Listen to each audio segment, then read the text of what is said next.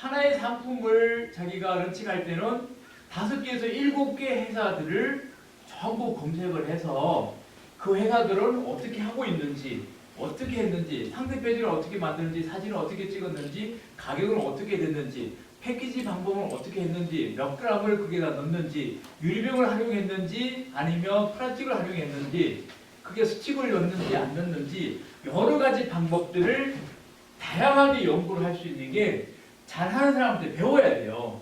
그러면 자기 수준이 10년 걸려서 이 사람이 이렇게 만들었습니다. 그러면 내가 지금부터 10년 하려면 얼마나 또 시행착오가 있겠어. 그러면 누구를 배우라고요?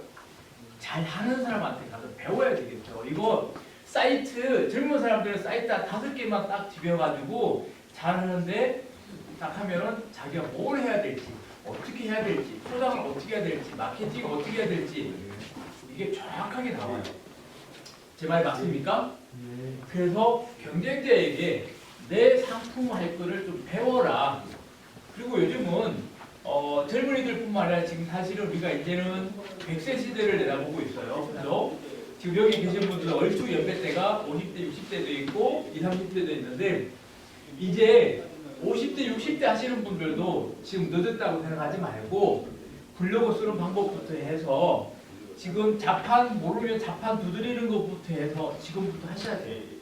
늦었다고 생각하지 마시고 요즘 그 50대, 60대 분들, 60대 분들 중에서도 블로그 관리도 잘하고 그 다음에 밴드 관리도 잘하시는 분들은 너무 잘해요. 컴퓨터 너무 힘드니까 그냥 이거 가지고 폰 가지고 다 이렇게 하셔요. 그래서 지금 늦었다는 생각하지 말고 한번 해보자. 마음을 조금 움직였으면 좋겠어요. 아, 난 그거 못해. 난 할 수 없어라고 나하고 관계가 없어라는 얘기를 하지 마시고 지금부터 한번 해보자. 이 마음을 먹었으면 좋겠어요. 가능하시겠죠? 예. 네. 자, 그 다음에 세 번째는 누구에게 판매를 할 것인가. 이제 뭐 타깃이라고 얘기를 많이 해요. 이런 어려운 전문적 용어 쓰지 않더라도 내가 굉장히 중요한 거는 내가 누구에게 팔 것인가에 따라서 상품 구성이 달라지고요. 포장이 달라지고요. 거기에 맞는 가격이 달라져요. 백화점에 들어가는 상품은 백화점에 맞는 퀄리티를 유지해 주셔야 돼요. 그러려면 거기다 바코드도 넣어야 되죠. 여러 가지 자기들이 받을 수 있는 검증 절차 다 받으셔야 되잖아요. 그것처럼 그래서 백화점은 고품질에다가 가격도 훨씬 높게 받는 편이잖아요. 그러면 내가 그런 데 아니라면 내가 일반적으로 판매한다, 로컬 푸드로 판매한다, 타깃이 다 다르기 때문에 그에 맞는 상품을 내가 어떻게 개발할 것인가. 그러면 우리가 지금부터 백화점에 넣을 수 있어요? 그렇지 않죠? 마트에, 대형마트에 넣을 수 있을까요? 그것도 어렵죠. 그러면 지금 지역에 있는 로컬에 대한 것들에 집중을 하셔서 좀 보시고 또 지인들에게 판매하는 것도 그냥 비닐봉지 같은데 이렇게 넣지 마시고 조금 고급화해서 저는 갔으면 좋겠다. 이게 포장의 출발이다라고 생각하시면 좋을 것 같아요. 제가 강의에서 예전에 1, 2년 전에도 마찬가지로 하신 분들 중에 거의 포장에 대한 생각을 안 하셨다가 식초, 그 다음에 뭐 이렇게 집에서 담그는 것들 이런 것들 담금주를 해서 시작을 해서 매출이 굉장히 커져 가신 분도 많아요. 그분도 처음에는 아무것도 생각 안 했어요. 그냥 한번 해보자. 한두 개를 담아서 그냥 줬던 것들을 일반 조금 구성이 있게끔 한번 해보자. 그래서 일반 박스에다가 구매해서 거기에다가 자기 스티커를 좀 붙여서 자기 이름이라도 붙여서 나가자. 자기 명함이라도 그 안에 넣어서 나가자. 그렇게 해서 시작했던 게 지금 상당히 많이 좀 하고 있거든요. 그래서 처음에는 여러분들이 그걸 포장을 하고 공장에서 제작하고 이렇게는 물량이 안 돼요. 돈도 많이 들어가고 있는 것들을 활용해서 꾸준하게 이제 한 1년, 2년 하면 뭐 500개, 1000개 이상의 판매 양이 훨씬 늘어지거든요. 그렇게 응용을 하면 좋겠다는 생각을 좀 합니다. 네 번째 한번 읽어볼까요? 시작! 네, 저는 여러분들이 오늘 여기서 제일 중요한 게 저는 저거라고 생각해요. 포장을 뭐에다 담을 것인가? 자, 여러분 이거 아까 뭐였죠? 후치? 예. 자, 이거 되게 귀한 건데 자, 이걸 한번 이렇게 담아 보셨어요. 선생님 같으면 이걸 어디다 담았으면 좋을까요? 용기라 그랬으니까 유리병, 신터, 유리병, 플라스틱, 비닐 뭐 다양하게 어디에 담으면 좋을까요? 유리병? 그러면 막 유리병은 냉동에 넣을 수가 없는데 어떻게 하죠? 그렇죠. 이런 것들까지 생각을 다 하셔야 되겠죠. 우리 선생님 어디다 담으실 거예요 여기? 몰라서 그렇게 해놓은 거예요. 그렇죠. 어디 담아서 좋겠어요? 진짜 소비자들이 어디에 담으면 이게 좋을까요?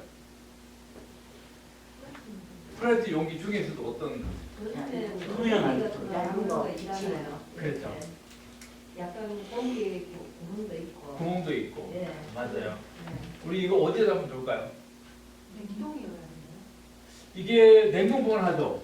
네. 이걸 추수를 해가지고 이걸 그냥 놔두면 안 되니까 그래서 저장을 오래 가기 위해서 냉동을 한 걸로 좀 알고 있거든요. 그죠? 아이스팩을 넣어야 되니까. 그렇죠. 자, 이제 여러 가지들 생각들을 많이 해볼 수 있는 거예요. 그래서 포장이 되게 어려우면서도 되게 중요한 게 포장 단위 용기 선택이 뭐에 할 것인가요? 굉장히 달라요. 저 같은 경우는 저는 이거는 사실은 이 품목은 저도 굉장히 많이 나오질 않은 거예요. 그러면 과일 중에서도 작은 열매 과일들은 아까 이제 얘기하신 것처럼 가면 갈수록 작고 소형 100g, 200g, 300g 작은 이 정도의 양은 이제 먹을 때 이걸 갈아서 먹죠 소비자들이. 예, 그러면 이거를 먹을 때는 어떻게 먹을 건가? 냉동에 넣으면 얘가 얼려가지고 막 있는 상태로 이걸 한 개씩 떼려 그러면 좀 소비자들이 어렵겠죠. 그러면 어떻게 해야 돼? 안에 칼을 어떻게 해야 되겠지? 어떻게 해야 되지? 이런 생각까지 다 해서 소비자가 먹는 것까지 냉장고에 넣어가지고 이걸 떼서 한 개씩 떼 올리면 너무 힘드는데 그럼 한 개씩, 두 개씩을 넣었을 때 어떻게 해야 될까? 1일 칼로리와 그 내용을 그 배합까지 어떻게 될까? 이런 생각까지 다 하셔가지고 포장을 선택을 하셔야 돼요. 그럼 이제 요런 같은 경우는 그 조그만 뚜껑 있는 락앤락 비슷한 것들 있잖아요.